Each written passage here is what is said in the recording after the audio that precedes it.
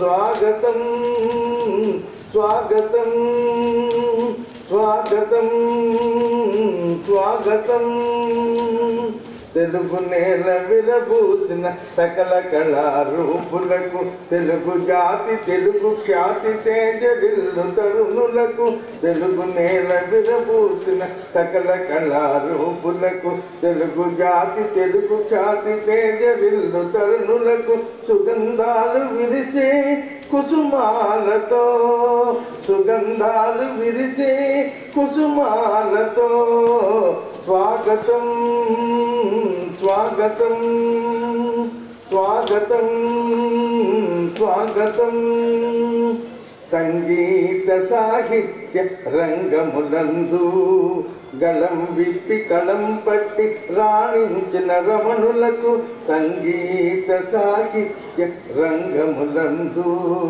గళం విప్పి కళం పట్టి రాణించిన రమణులకు సుగంధాలు విరిసే కుసుమాలతో సుగంధాలు విరిసే కుసుమాలతో స్వాగతం స్వాగతం స్వాగతం స్వాగతం మీరెరుగని విద్య లేదు వినయశీలులారా మీరెరుగని విద్య లేదు వినయశీలులారా మీరు చూడని శిఖరమేది మీరు చేరని లక్ష్యమేది మీరు లేని రంగమేది మీరు లేక ప్రగతి ఏది అందుకే అందుకోండి మా అందరి ఆహ్వానం మా అందరి ఆహ్వానం మా అందరి ఆహ్వానం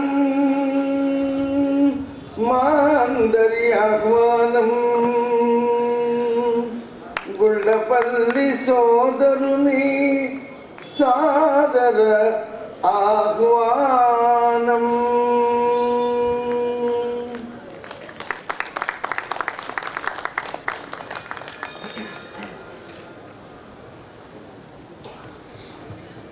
చక్కటి పాట అండి.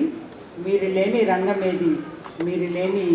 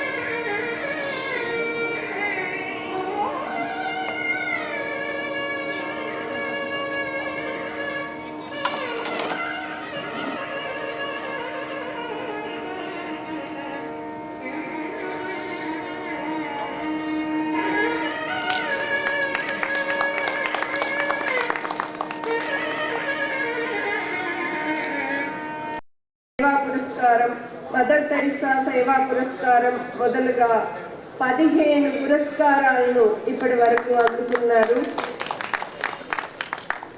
మరి అటువంటి విదుషీమణ్ణి ఈరోజు మనం సన్మానించుకోవడం మన అదృష్టంగా భావిస్తున్నాను.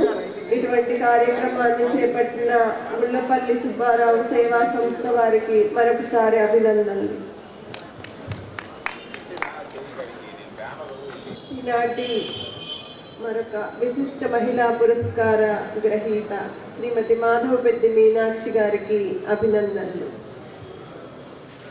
వీరి తల్లిదండ్రులు పిల్లలమరి సుబ్రహ్మణ్యం వెంకటలక్ష్మమ్మ గారు, తల్లిగారు శ్రీ పారపల్లి రామకృష్ణయ్య పంతులు గారు శిష్యురాలు కావడంతో మీనాక్షి గారు తల్లి వద్దనే సంగీత శిక్షణ ప్రారంభించి 8 సంవత్సరాల వయసులో శ్రీ నల్లాన్ చక్రవర్తుల కృష్ణమాచార్యుల గారి మొదటి శిష్యురాలయ్యారు. ఆకాశవాణి పిల్లల కార్యక్రమంలో పాటలు పాడారు. లలిత శాస్త్రీయ సంగీతంలో బీహై ఆర్టిస్ట్ అయ్యారు. చిన్న వయసులోనే మాధవపెద్ది లక్ష్మణమూర్తి గారితో వివాహం జరిగింది. తరువాత భర్త మామగారి ప్రోత్సాహంతో దేశంలోని అనేక ప్రాంతాల్లో దుబాయ్, కువైట్ మొదలగు విదేశాల్లో కచేరీలు చేశారు. 1974లో స్వాతి సంగీత కళాశాల స్థాపించి ఎంతో మంది విద్యార్థులను చదువుతున్నారు.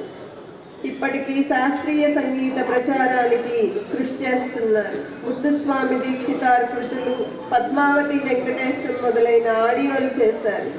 SVBCలో ప్రసారమయ్యే నాదనీరాజనంలో 2 సార్లు భక్తి సంగీతం సమర్పించారు. వీరు మనోధర్మ సంగీతానికి ప్రాధాన్యం ఇస్తారు. ఆన్లైన్లోను ఆఫ్లైన్లోను సంగీతం నేర్చుకునే విద్యార్థులకు ఇప్పటికీ శిక్షణనిస్తూ దాని ద్వారా సంతృప్తి పొందుతున్నారు. మరి వీరిని సన్మానిస్తున్నటువంటి సంగీత రంగంలో విశేష కృషి చేసినటువంటి మీనాక్షి గారిని సన్మానిస్తున్న గుళ్ళపల్లి సుబ్బారావు సేవా సంస్థ వారికి మరొకసారి అభినందనలు.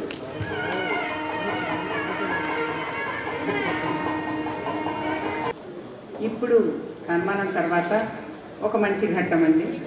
ఎందుకంటే వీళ్ళు సన్మానాలు అందుకున్నారు, కానీ వారి జీవితానుభవాలు లేవి ఇంకా మనకు చెప్పలేదు. మొదటగా మరో విద్వాన్మణిని మనం సన్మానించుకుంటున్నామండి. వీరు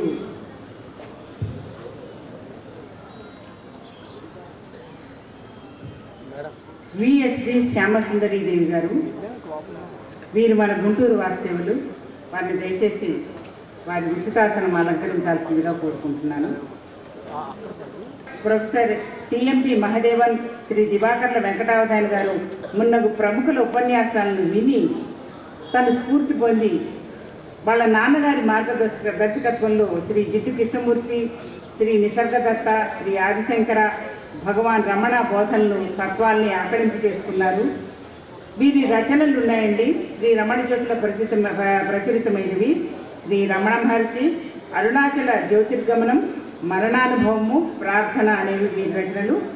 పుస్తక ప్రచురణ శ్రీ పింగళి సూర్యసుందరం గారి రచన శ్రీ రమణ గీతాసారము అనేది ప్రచురించారు. పుస్తకం కూడా ఇష్టమైన అంశాలు శాస్త్రీయ సంగీతం, హోమియో వైద్యం, యోగా, విభిన్న అంశాలలో ఈవిడికి చాలా అనురక్తుంది. చక్కటి విద్యా బోధన చేశారు చాలా కాలం మన బండమూడి హనుమాన్మ కాలేజీలో. అమ్మాయి ఇవాళ మిమ్మల్ని సత్కరించుకోవడం మా అదృష్టంగా భావిస్తూ నమస్తున్నట్టు. ఈ రోజున విశిష్ట మహిళా పురస్కార గ్రహీతగా సన్మానించబడుతున్నటువంటి ప్రొఫెసర్ CH సుశీలమ్మ గారికి అభినందనలు. వీరు ప్రభుత్వ డిగ్రీ కళాశాలలో తెలుగు అధ్యాపకురాలిగా, ప్రిన్సిపాల్గా పనిచేసి పదవీ విరమణ చేశారు. కళాశాలలో వందల సంఖ్యలో కార్యక్రమాలు, ఆకాశవాణి, దూరదర్శన్లో ప్రసంగాలు, జాతీయ అంతర్జాతీయ సెమినార్లలో పత్ర సమర్పణ చేశారు. ఆచార్య నాగార్జున విశ్వవిద్యాలయం దూర విద్య ప్రత్యేక తెలుగు మొదటి సంవత్సరం, 3వ సంవత్సరం విద్యార్థులకు పాఠ్యాంశ రచనతో పాటు 2వ సంవత్సరం విద్యార్థులకు పాఠ్యాంశాల ఎడిటర్గా పనిచేశారు. తిరుమల తిరుపతి దేవస్థానం అన్నమాచార్య ప్రాజెక్ట్ ఆధ్వర్యంలో జాతీయ సెమినార్ నిర్వహించారు. వివిధ పత్రికల్లో, వెబ్ మ్యాగజైన్లో వ్యాసాలు రాశారు. వీరి ప్రచురణలు పేరడీ పెరేడ్, పడమటి వీధి, కవితల సంపుటి, విశ్వనాథ వారి కిన్నెరసాని పాటలు పరిశీలన మొదలుగా 11 గ్రంథాలు ఉన్నాయి. నృత్య ప్రదర్శన తర్వాత మళ్ళీ మన కార్యక్రమాన్ని ప్రారంభించుకుందాం.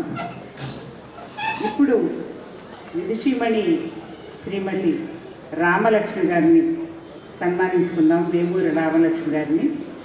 వారిని వారి విత్తాసనంలో కూర్చోవలసిందిగా ప్రార్థిస్తున్నాను. ఎవరైనా వారి ఉచితాసనం నుంచి తోడుకొని రావాల్సిందిగా కోరుతున్నాను.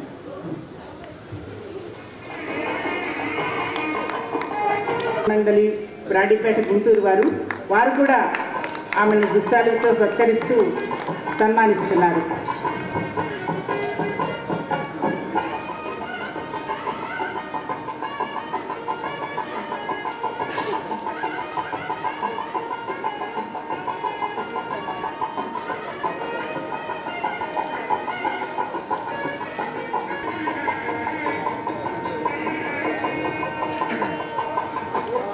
కార్యక్రమాన్ని 2 చక్రాలుగా నడిపినటువంటి అధ్యక్షుల వారికి జ్ఞాపిక బహుకరిస్తున్నారు.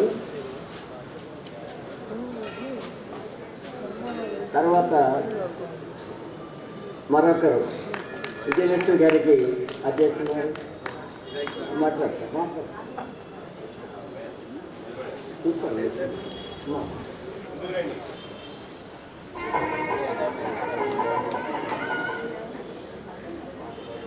గాయత్రి మహిళా సన్మండలి వారు, సంగీత సన్మండలి వారు మళ్ళీ మాధవపెద్ది మీనాక్షి గారిని సత్కరిస్తున్నారు. వారు మళ్ళా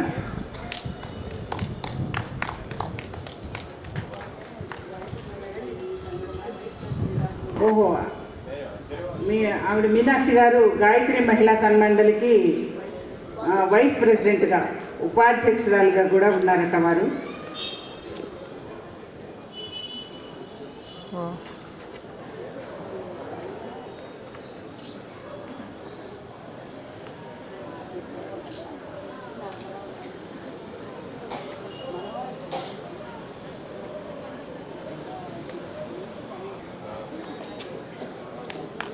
అభినందనలమ్మ మీకు.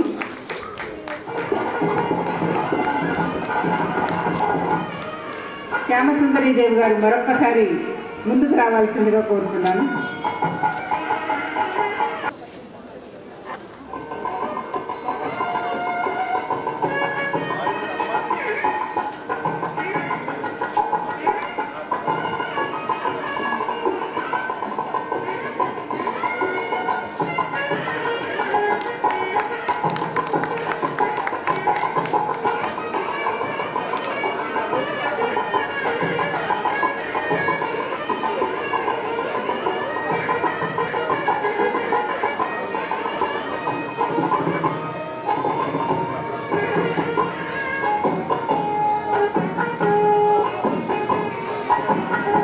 వారిని సన్మానించుకుంటున్నారు.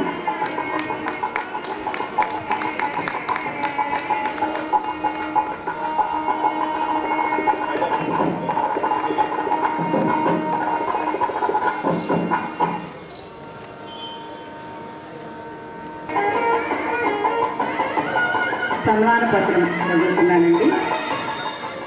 21 జనవరి 2025 శ్రీ వెంకటేశ్వర స్వామి వారి దేవాలయం, అన్నమయ్య కళావేదిక. విశిష్ట మహిళా పురస్కార గ్రహీత కుమారి వేమూరి రామలక్ష్మి గారికి అభినందనలు. వారి పరిచయం: పేరు వేమూరి రామలక్ష్మి గారు. జననం 16/2/1934. వీరు విజయనగరంలో జన్మించారటండి. అందువల్లే సంగీతానికి విజయనగర సంస్థానం అన్నది ఆలవాళ్ళం అండి.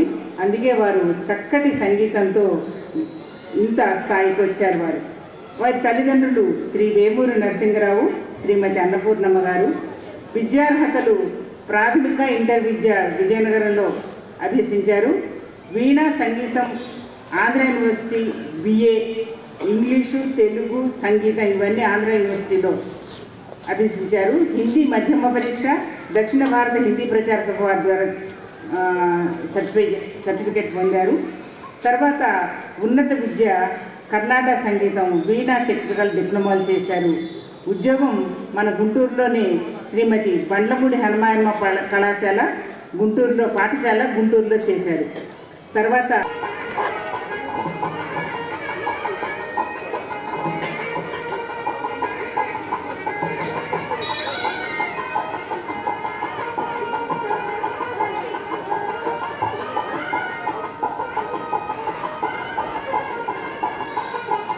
ఇలాంటి మహిళా మండలిని మనం ఎందుకు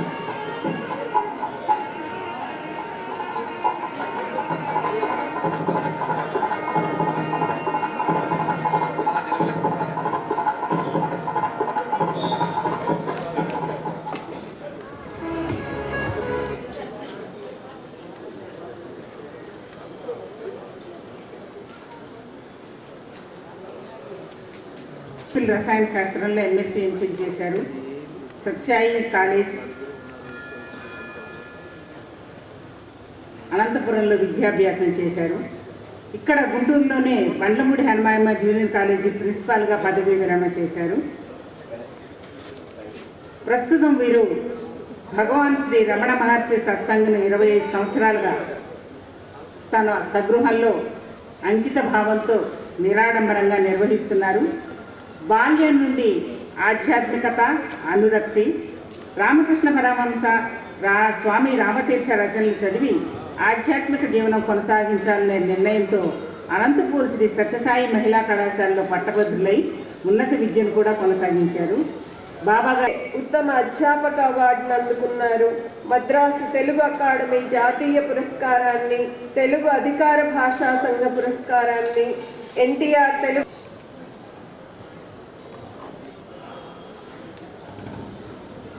అవార్డులు ఎన్నో అవార్డులు వరించాయండి. వాటిలో కొన్ని రాష్ట్ర ప్రభుత్వ ఉత్తమ సంగీత బోధకురాలు మెరిటోరియస్ అవార్డు 1987-88 గాను స్వీకరించారు వీరు. తర్వాత ఆకాశవాణిలో భక్త రామదాసు, ముత్తుస్వామి దీక్షితులు, ప్రహ్లాద భక్తి విజయం, నట్టువాంగం, ఆదిభట్ల నారాయణదాసు గారి నా ఎరుకపై సమీక్షలు చేశారు. తర్వాత శ్రీకృష్ణ లీలా తరంగిణి వీడియో ప్రసంగం చేశారు. ఆకాశవాణి స్థానిక ఆడిషన్ కమిటీ మెంబర్గా 4 సంవత్సరాలు పదవి నిర్వహణ చేశారు. తర్వాత అనేక ప్రసంగాలు కూడా చేశారు వీరు. వాటిల్లో సంగీత పత్రిక గానకళకు ధారావాహిక రచనలు, కిన్నెర ఆర్ట్స్ హైదరాబాదు, బుయ్యూరు గాయత్రి మహిళా సంగీత సన్మండలి గుంటూరు, కూచిపూడి, తిరుపతి, తిరుచానూరు, శ్రీ పద్మావతి అమ్మవారి బ్రహ్మోత్సవాల్లోనూ, శ్రీ త్యాగరాజ ఆరాధనోత్సవాల్లోనూ ఎన్నో ప్రసంగాలు చేశారు వీళ్ళు. తర్వాత తన రచనలు కూడా ఉన్నాయి. గానకళ, కాకినాడ కూచిపూడి నాట్య చరితం, పరిశోధనాత్మక వ్యాస పరంపర రాశారు. నాద బిందువులు ప్రథమ భాగం గానకళ వ్యాస సంపుటి కూడా రాశారు వీరు. వారికి మన దేవాలయం తరఫున, కమిటీ తరఫున నమస్కారాలు తెలియజేస్తున్నాను. వారందరూ మాలాంటి వాళ్ళందరినీ మనందరినీ ఆశీర్వదించవలసిందిగా ఆమెను కోరుకుంటున్నాను. నమస్కారాలు అమ్మ మీకు.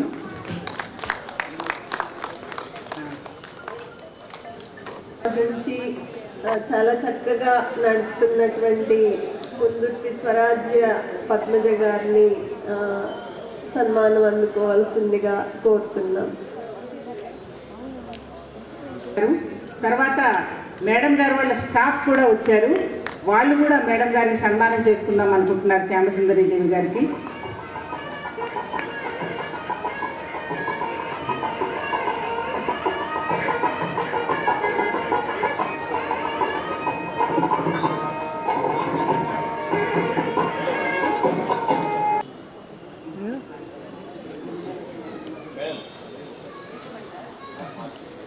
శ్రీ మోహన వంశీ, శ్రీమతి బుల్లెమ్మ వంటి వారు వీరి వద్ద సంగీతం ప్రారంభించి అభివృద్ధిలోనికి వచ్చారు. మనకి తెలియజేసిన విజయలక్ష్మి గారికి కూడా సన్మానం చేసుకోవాలని సభా సంఘం అనుకుంటున్నది.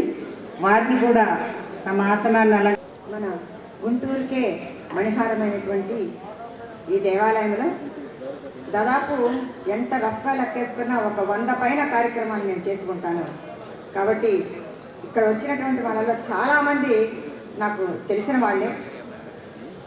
ఒక 15 రోజుల క్రితము ఇలాగా గుళ్ళపల్లి సుబ్బారావు గారు అవార్డులు విశిష్ట మహిళా పురస్కారాలు ఇస్తున్నారని నాకు ఫోన్ వచ్చినప్పుడు వారు వారి కుటుంబ సభ్యులు ఏ విధంగా ఇక్కడ అనేక కార్యక్రమాలు నిర్వహిస్తున్నారో, స్పాన్సర్ చేస్తున్నారో నాకు తెలుసు. సాహిత్య రంగంలో ఇస్తున్నారనంటే సంతోషించాను. ఎందుకంటే నాకు వచ్చిన 15 అవార్డ్స్లో అందులో 10 సాహిత్యంలోనూ, అందులోనూ విమర్శా రంగంలోనే వచ్చినాయి. నాకు 2 తెలుగు రాష్ట్రాల్లో కూడా కాస్త విమర్శా రంగంలో ఎప్పుడు నిరంతరం ఏదో ఒక పుస్తకాన్ని గురించి మంచి కానీ చెడు కానీ దాంట్లో ఉన్న గుణదోష విచారాన్ని చేస్తూనే ఉన్నాను. కాబట్టి అది సహజంగా వచ్చిందేమో అనుకున్నాను. కానీ తర్వాత నాకు లిస్టు చూశాక కొంచెం అయోమయానికి గురయ్యాను. ఫస్టే గద్దె రామతులసమ్మ గారు, ఆవిడ ఎంత గొప్పవారో, ఈ దేవాలయానికి ఎంత ప్రాముఖ్యత కలిగినటువంటి వారో నాకు తెలుసు, మనందరితో పాటు నాకు తెలుసు. అలాగే రామలక్ష్మి గారు, ఆవిడ 92 ఏళ్ల పైన కుమారి రామలక్ష్మి గారు జీవితం మొత్తాన్ని సంగీతానికి అంకితం చేసి అద్భుతంగా పాటలు పాడటమే కాకుండా పుస్తకాలు రాయడం కూడా నాకు తెలుసు. మాధవపెద్ది విజయలక్ష్మి గారిని చిన్నప్పటి నుంచి నేను చూశాను. మా కృష్ణనగర్లో మా ఇంటి దగ్గరలోనే ఉంటారు. శ్యామసుందరి గారు ఆధ్యాత్మిక రంగంలో ఆవిడ చాలా ప్రముఖమైనటువంటి వ్యక్తి. నిజంగా నాకు ఈ వేదిక ఎక్కే వరకు నా పేరు ఎందుకుందో నాకు అర్థం కాలేదండి. ఇంత గొప్ప వాళ్ళ మధ్యలో నేను ఉండటం ఏంటి, పైగా అధ్యక్షురాలుగా మా కుందుర్తి ఆంజనేయులు గారి వంశానికి చెందినటువంటి కుందుర్తి పద్మజ గారు వచన కవితా పితామహుడు సభని నిర్దేశిస్తున్నటువంటి నిర్వహిస్తున్నటువంటి మా నల్లపనేని విజయలక్ష్మి గుంటూరు ఉమెన్స్ కాలేజీ వేదిక ఎక్కిన తర్వాత నాకు అర్థమైన విషయం ఏంటంటే 70 ఏళ్ల వాళ్ళకి ఈ పురస్కారాలు ఇస్తున్నారని. గుళ్ళపల్లి ప్రసాద్ గారి సుబ్బారావు గారి మొట్టమొదటి పురస్కార గ్రహీతల్లో నేను కూడా ఉండటం నిజంగా దైవ సంకల్పమే. రామలక్ష్మి గారు ఉన్నట్టు, ఎందుకంటే 55 నేను గవర్నమెంట్ సర్వీస్లో ఉన్నాను కాబట్టి డేట్ ఆఫ్ బర్త్ 1955 అని ఉంటుంది కాబట్టి 55 అంటే ఇప్పుడు 70 కంప్లీట్ అయింది అనుకున్నా, ఇంకా చాలా సంవత్సరాలు నెలలు ఉన్నాయి. నిజంగా దైవ సంకల్పం వలన తొందరపడి ఒక కోయిల ముందే కూసినట్టుగా నాకు ఈరోజు ప్రథమ తాంబూలముగా ఈ మహిళా పురస్కారం లభించడం చాలా చాలా సంతోషంగా ఉంది. ముందుగానే వచ్చినందుకు వాళ్ళకి బహుశా డేట్ ఆఫ్ బర్త్ నేను చెప్పుకుంటుంటే వచ్చి ఉంటే అది కాదేమో, కానీ నా అదృష్టమో వెంకటేశ్వర స్వామి దైవ సంకల్పం అని నేను అనుకుంటూ ఉన్నాను. ఏది ఏమైనా సాహిత్యం అనేటువంటిదే నా జీవితంగా నేను కూడా ఉన్నాను. మీ అందరికీ తెలుసు, సీతారామ హై స్కూల్లో చదువుకున్నాను. జేకేసీ కళాశాలలో జూనియర్ ఇంటర్ నుంచే స్పెషల్ తెలుగు చదివాను. నేను ఏదో గ్రూప్ చదివి తర్వాత ఎంఏ చదవటం కాకుండా బిఏ స్పెషల్ తెలుగు చదివాను. నాగార్జున యూనివర్సిటీ ఫస్ట్ బ్యాచ్లో ఎంఏ చదవటం జరిగింది, ఎంఫిల్ చేశాను. తర్వాత తెలుగు యూనివర్సిటీలో పిహెచ్డి చేయటము, తెలుగు లెక్చరర్గా గుంటూరు ఉమెన్స్ కాలేజీలో చేయటము, అనేక సాహిత్య కార్యక్రమాన్ని సాంస్కృతిక కార్యక్రమాన్ని మన పట్టణంలో నిర్వహించాను, మన దేవాలయంలో కూడా నిర్వహించినట్టుగా మీ అందరికీ కూడా తెలుసు. కాబట్టి ఆసక్తి అనేటువంటిది నాకు ఎంతో ఎక్కువగా ఇదే జీవితం అన్నట్టుగా నేను చేయటమే కాకుండా ప్రిన్సిపాల్గా ఒంగోలులోను చెబ్రోల్లోను చేసి రిటైర్ అయిన తర్వాత మేము ఉద్యోగం చేస్తున్నప్పుడే 10 to 5 ఉద్యోగం చేస్తానేమో కానీ రిటైర్ అయిన తర్వాత నిరంతరం రాస్తూనే ఉంటున్నాను, నిరంతరం చదువుకుంటూనే ఉంటున్నాను. చదవటము మంచి పుస్తకం దొరికితే వాళ్ళు ఎవరో నాకు తెలియకపోయినా వాళ్ళకి ఫోన్ చేసి చాలా బాగుంది ఈ పుస్తకంలో ఈ పాయింట్స్ చాలా బాగున్నాయి అని చెప్పి వాళ్ళకి చెప్పడమే కాకుండా ఆ పుస్తకం మీద నేను విమర్శ రాస్తాను. నాకు ఎంత మంచి ఫ్రెండ్స్ అయినా ఒక అర్థం లేని పుస్తకం ఒకటి ఇచ్చి దీని మీద రాయమంటే సారీ నేను రాయలేనని చెప్తాను. నేను రాయలేను, దాంట్లో ఏది నాకు నచ్చకపోతే మాత్రం నేను రాయలేను. పాఠకులని ఆకర్షించేటువంటి ఒక అంశం దాంట్లో ఉంటే తప్పనిసరిగా నేను తీసుకొని ఆ పుస్తకాల మీద నేను విమర్శ రాయటం జరుగుతూ ఉంది. అలానే నిబద్ధతతో నేను చేస్తూ ఉన్నాను. నాకు ఇక్కడికి వచ్చాక తెలిసినటువంటి ఈ 70 ఏళ్ల పురస్కారము హైదరాబాద్లో తెలుగు యూనివర్సిటీలో నిర్వహిస్తున్నారండి. నేను అక్కడ చాలా విషయాలు నేను ఒక 4 ఏళ్ళు హైదరాబాద్లో ఉండి వచ్చాను మళ్ళీ గుంటూరుకి.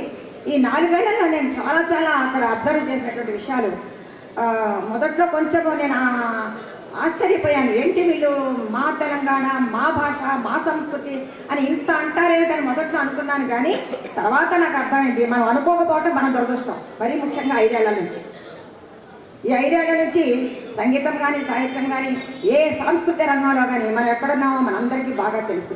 ఇప్పుడు ఈ 70 ఏళ్ళు నిండినటువంటి వాళ్ళకి సన్మానం చేయటము, పురస్కారాలు ఇవ్వటము అక్కడ జరుగుతున్నటువంటి ఒక మంచి సంస్కృతి. ఆ సంస్కృతిని మనం ఇక్కడ ప్రారంభించినందుకు గుళ్ళపల్లి సుబ్బారావు గారు నేను మనస్ఫూర్తిగా నేను వారికి వారి కుటుంబ సభ్యులకి నా పర్సనల్గా నా కృతజ్ఞతే కాకుండా సాహిత్య రంగంగా సాంస్కృతిక రంగంగా కూడా ఇంత మంచి పని చేస్తున్నందుకు నేను వారికి కృతజ్ఞత తెలియజేస్తున్నాను. మనం అందరం కూడా ఏదో ఒక రంగంగా ఏదో ఒక రూపంలో మనము సాహిత్యం కానీ సంగీతం కానీ నృత్యం కానీ ఏదో ఒక రంగంలో మనము మంచి పనులు చేసి ఎక్కడైతే వెనకబడిపోయామో, కొన్ని సంవత్సరాల నుంచి వెనకబడిపోయి ఉన్నామో మళ్ళీ మనం అందరం కూడా ముఖ్యంగా మన గుంటూరు, మన ఆంధ్రప్రదేశ్లో మనము సాంస్కృతిక రంగంగా ముందుకు వెళ్ళాలని చెప్పేసి భావిస్తూ ఉన్నాను. అది ఈరోజు శుభసూచకంగా నేను భావిస్తూ మీ అందరి దగ్గర సెలవు తీసుకుంటున్నాను. నమస్కారం.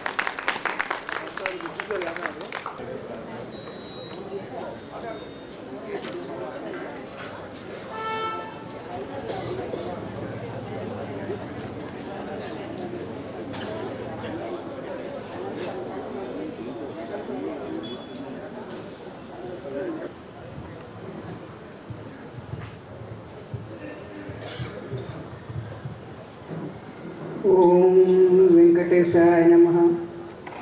గురుభ్యో నమః. మాతాపితృభ్యో నమస్కారం. సభ అందరికీ నమస్కారాలు.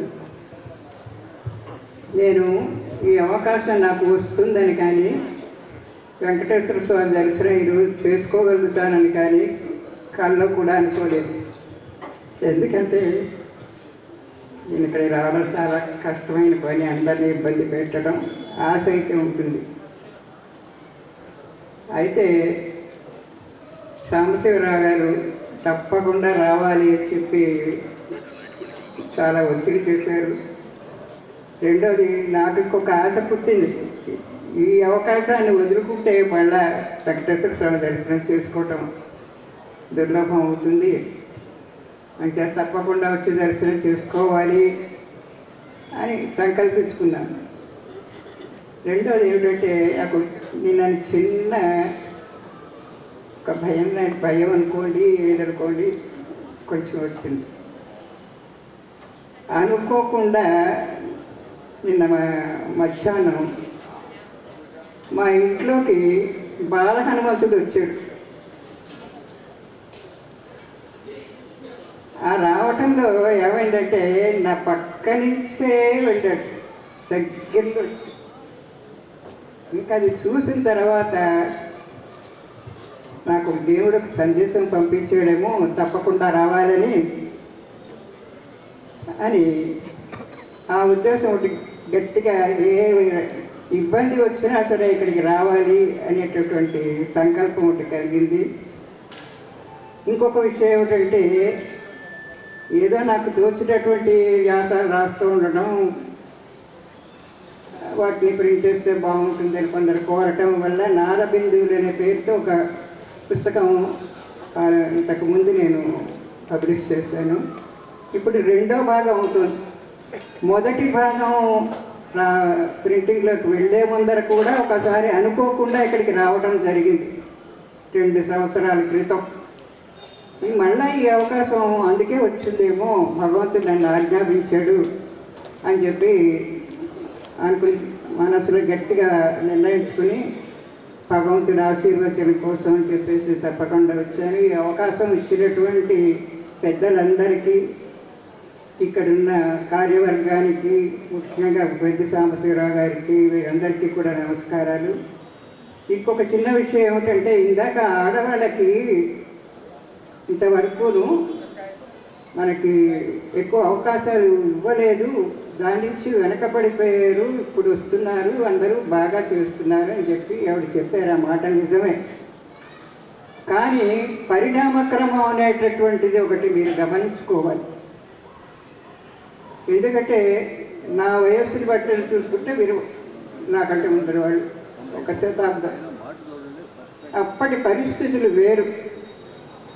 ఆడవాళ్ళకి రక్షణ కావలసినటువంటి రోజు ఇంకా కొంచెం వెనక్కిపోతే ఆడపిల్లలుని ఎలాగ జాగ్రత్త పెట్టుకోవాలి అనేటటువంటి తల్లిదండ్రులు పడిన తపనలు మనకి చరిత్రలు చూస్తే కనిపిస్తాయి. అంచేత కేవలం మన పరిణామక్రమం చూస్తుంటే, కాలక్రమంలో మారిన పరిస్థితులను చూస్తుంటే ఒక అన్నమాచార్య కీర్తనలో ఆయన చరిత్ర కూడా చెప్పాడని ఆయన తెలుస్తుంది.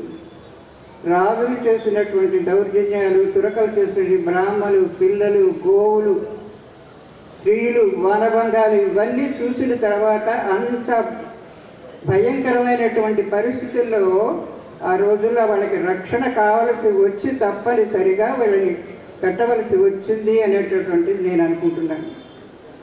ఆ తర్వాత పరిస్థితులు మారాయి. ఇంచుమించుగా ఇవి చెప్పినట్టుగా స్వాతంత్ర దినోత్సవం అని ఒకటి చెప్పారు. స్వాతంత్ర దినోత్సవం రావడం నాకు తెలుసు. విశాఖపట్నంలో బాంబింగ్ టైం, వార్ టైం తెలుసు. అప్పటి రోజుల్లో మేము గుమ్మం దాటడానికే కాదు, ఇంట్లో ఉండటానికి కూడా ఎక్కడ బాంబు పడిపోతామో అని భయపడి ట్రెంచిల్లో ఉన్నటువంటి రోజులు నాకు తెలుసు. మా పిల్లలకు ఒక రకమైన ట్రైనింగ్ ఇచ్చారు అప్పుడు ట్రెంచిల్లో దిగటానికి, గైడ్స్ కానీ వీళ్ళు కానీ. ఇలాంటి పరిస్థితుల్లో ఆడపిల్లల్ని బయటికి పంపించడం అనేటటువంటిది వాళ్ళకి సాధ్యం కాదు. ఎంత బీదవాడైనా, కాకైనా, కోయిలైనా వాళ్ళ పిల్లలు వాళ్ళకి ముద్దు, వాళ్ళ పిల్లలు వాళ్ళని రక్షించుకోవాలని చూస్తారు. అలాంటి పరిస్థితుల్లో వాళ్ళని చేశారు అంటే అది న్యాయమనే అనిపిస్తుంది నాకు. ఆడపిల్లలు చదివించకూడదు అనేటటువంటిది ఆ రోజుల్లో పెట్టిన నిబంధనలు కూడా కారణం అది. కాకపోతే నేను కొంచెం చదువుకున్నాను, ఆ చదువుకోవటం అనేటటువంటిది కూడా ఆడపిల్లల స్కూల్లో అయితేనే మా తల్లిదండ్రులు పంపించారు. నా విద్యాభ్యాసం కూడా అలాగే జరిగింది కాబట్టి కొంతవరకు నాకు వాళ్ళు స్వేచ్ఛను ఇచ్చారు. ఈ ఉద్యోగం చేయటం అనేటటువంటిది బహుశా మా పేటలో కానీ మా ఊళ్ళో కానీ ఇంత దూరం వచ్చి ఉద్యోగం చేయటం అనేటటువంటిది ప్రప్రథమంగా మా తల్లిదండ్రులు నాకు వాళ్ళు ఒప్పుకొని నన్ను పంపించడం అనేటటువంటిది కారణం. కాబట్టి ఇది తల్లిదండ్రులు చేసినటువంటిది కాదు, పరిణామ క్రమంలో వచ్చినటువంటి ఈ ఆధారాన్ని చూస్తే సరే అప్పుడు చూశారు. ఇప్పుడు మీకు బయటికి ఆడపిల్లలు తిరగగలుగుతున్నారా? స్కూల్కి స్వేచ్ఛగా వెళ్ళగలుగుతున్నారా? వెనకాల ఎవరు కాపలా ఉంటున్నారు? తల్లిదండ్రులే కాపలాగా ఉంటున్నారు. ఇంటికి వచ్చే వరకు వాళ్ళకి భయమే ఈ రోజుల్లో. మరి అప్పటికి ఇప్పటికీ పరిస్థితుల్లో మార్పు ఏమిటొచ్చింది అంటే అప్పటికంటే ఇప్పుడు కొంచెం ధైర్యం చేసి వస్తున్నారు. తప్పనిసరి పరిస్థితుల్లో ఉద్యోగాలు కూడా చూస్తున్నారు. అంచేత ఒక రకంగా ఇది వారు చేసినటువంటి నిబంధనలనే కాకుండా మనకి చురకల రాజ్యం వచ్చిన తర్వాత నుంచి జరిగినటువంటి పరిణామాలు అది అర్థం చేసుకుని పరిణామ క్రమానికి అందరూ ఒప్పుకుని దానికి సహకర్యంగా ఉండేటట్టుగా ఇప్పుడు అందరూ చూస్తే ఇది ఒక రకమైనటువంటి పరిణామ క్రమం. ఇప్పుడు ఈ టెక్నాలజీ నాకు తెలియదు. యాక్చువల్గా ఫోన్ వాడటం కూడా నాకు రాదు, మాకు లేవు. ఫ్యాన్ కరెంటు కూడా 2 రోజుల్లో మేము చదువుకున్నాం. మాకు బ్లాక్అవుట్ సాయంకాలం 6 గంటలు అయిన తర్వాత అసలు ఊళ్ళో ఎక్కడ కరెంట్ ఉండదు. కొన్ని మా పేటలో ఎక్కడా కూడా వైజాగ్ వరకు ఎక్కడా లేదు, కరెంట్ ఆఫ్ చేస్తారు.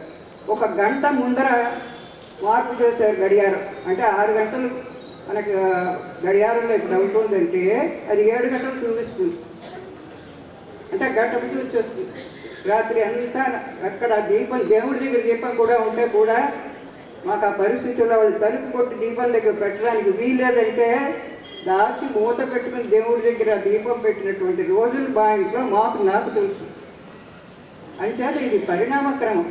కేవలం ఇది తల్లిదండ్రుల మీద నెట్టడానికి కానీ సంఘం మీద నెట్టడానికి కానీ అవకాశం లేదు. అంచేత పరిస్థితుల మార్పును బట్టి కూడా మనం చూసుకోవాలి. చదివించలేదు ఆడపిల్లలు కట్టడి చేశారు అనేటటువంటిది. కాకపోతే ఒకటేమిటంటే విశాఖపట్నం వైపు ఉన్నటువంటి అంత భయంకర పరిస్థితులు గుంటూరులో లేవు, రాజమండ్రిలో లేవు. ఎందుకంటే మా పక్కన ఉన్నది విశాఖపట్నం, అది బాంబింగ్ ఏరియా, అది మిలిటరీ ఏరియా అప్పటికి ఇప్పటికీ కూడా. అందుకని అక్కడ కొన్ని కట్టడలు ఉంటాయి. ప్రాంతాన్ని బట్టి పరిస్థితులను బట్టి తల్లిదండ్రులు మారుతూ ఉంటారు. ఎవరి పిల్లల్ని వాళ్ళు రక్షించుకోవటం మంచిదే. విద్యావంతులు చేయటం అంటారా? మా అమ్మకి సంగీతం చెప్పించారు. 6వ క్లాస్ వరకు మా ABCDలు ఆ రోజుల్లో మా అమ్మ చదువుతుంది. పూర్తిగా త్యాగరాజ కీర్తనలు ఇప్పుడు ఎందరో మహానుభావులు ఇవన్నీ మా అమ్మ పాడేది. శాంతము లేక సౌఖ్యము లేదు ఇవన్నీ మా అమ్మ పాడేది. అంత విద్వత్ ఆ రోజుల్లో ఇంట్లో చెప్పించేవారు. చెప్పించగలిగే వాళ్ళు చెప్పించారు, చెప్పలేని వాళ్ళు లేదు. రెండోది ఉద్యోగాలు మగవాళ్ళకే లేవు, ఆడవాళ్ళకి ఎక్కడి నుంచి వస్తాయి? ఆ రోజుల్లో అలా ఉండేది. అంటే పరిస్థితులను బట్టి మనం అప్పుడు అలా ఉన్నాం, ఇప్పుడు మార్పులు తెచ్చుకోవాలి అనేటటువంటి విషయాన్ని గమనించుకుంటే అది ఈ రోజుల్లో వాళ్ళకి తెలియదు. ఇవన్నీ వాళ్ళకి తెలియడం కోసమని నేను కొన్ని చెప్పవలసి వచ్చింది. అంచేత మనం ఉన్నదాన్ని ఇంకా బాగా వృద్ధి చేసుకోవటం అనేటటువంటిది మంచిది. టెక్నాలజీ కూడా చాలా బాగా వచ్చింది ఇప్పుడు. ఆ రకంగా కూడా పిల్లలు అభివృద్ధి చెందడానికి దూరదేశంలో ఉండేటువంటి వాళ్ళని మనం కూడా కాంటాక్ట్ చేయడానికి అవకాశం ఉంటుంది. ఈ అవకాశం నాకు ఇచ్చినందుకు అందరికీ ధన్యవాదాలు.